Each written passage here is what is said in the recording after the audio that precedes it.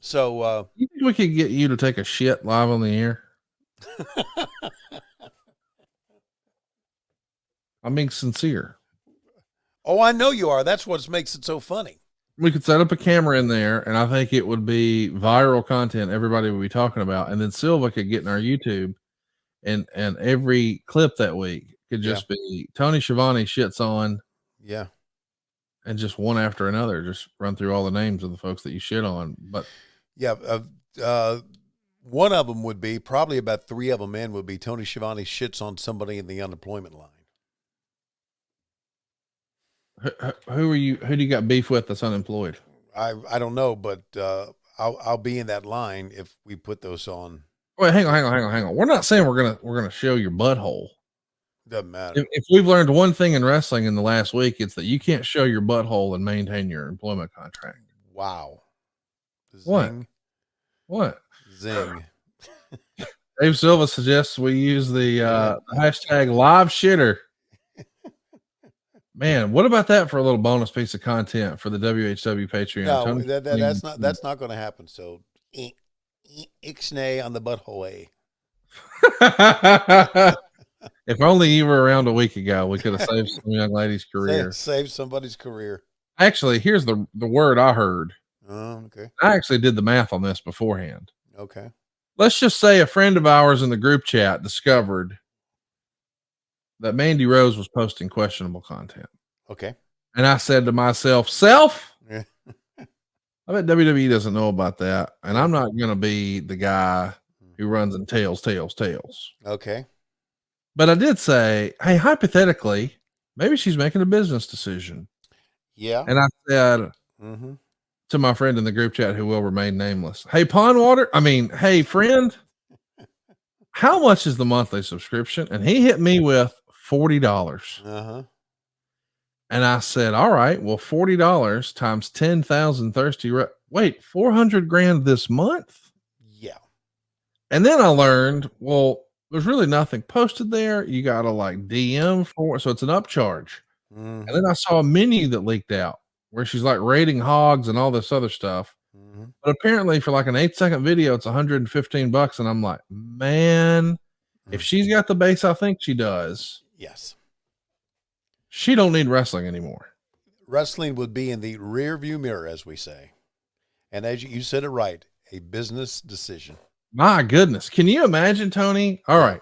We can pay you hundreds of thousands of dollars a year, but you got to travel all over God's creation, put your body through the paces, take some abuse and punishment and deal with some politics and show up early and blah, blah, blah. Or you can just go swim around your pool and we'll make you 5 times the money. Yeah.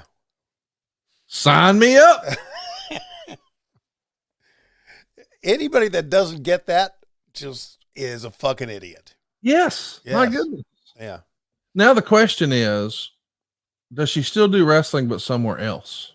No, I don't know. And I think the immediate answer would be, well, somebody somewhere is going to have some sort of morality clause, or that's not the type of image we want for our business or whatever. Right. Well, I heard Tommy Dreamer on Busted Open saying, hey, please give me a call. We would love to have you at Impact. And I thought, I'm glad that we're being a little more progressive about this, because on some level, and I know that I say this as a guy, what do you think you're going to see that's different? Like on some level, right? If idiots want to give her $40 or $115, let her take it. Yeah. It ain't like there's going to be it's not revolutionary. She ain't the chick from Total Recall. She ain't got a third one. Yeah. She ain't, you know what I mean? Like, what do we do? Let her make her money. I don't care. It almost makes me think of this. Remember when the recent Powerball was up to what, $1 billion? Yeah. Yeah. Okay. I would drive by on the way back from the airport. I would drive by that sign. I look and I would see it was like 9999. That's as high as it would go. And I knew it was over $1 billion. My first thought was, if I had that kind of money, what could I do with it in the wrestling business? That was my first thought. And then as I drove a little bit further down the road, I thought, fuck that. I'm going to buy a fucking boat. Yes. And I'm just going to lounge around on the boat. I'm not going to be in the wrestling business anymore. Right, in any business. We're a billionaire. No, exactly. Why would Yeah. you want to take that money and work? Yes. So, yeah, I get it. Good business decision. Like you said, you want to be on the road. You want to be in locker rooms. You want to have the drama, the politics. No. Shit, no. I want to count my money. Yes. I want to eat.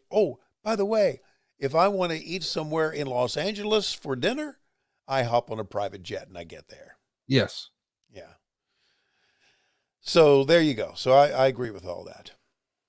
Go get it. You know, during all this talk, regardless of what you think about Ming and Barbarian, they're having a pretty good match with these guys. They're holding their own. Yeah.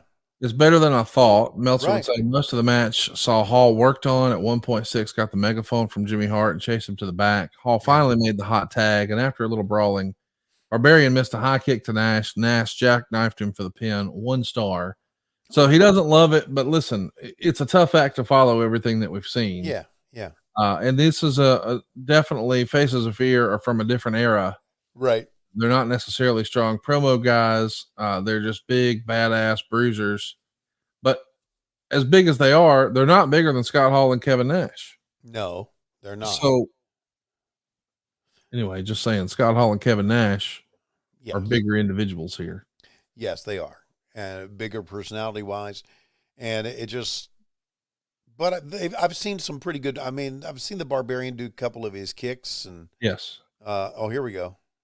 Here's 6 running Jimmy Hart all the way back and all the way out with the megaphone. There you go.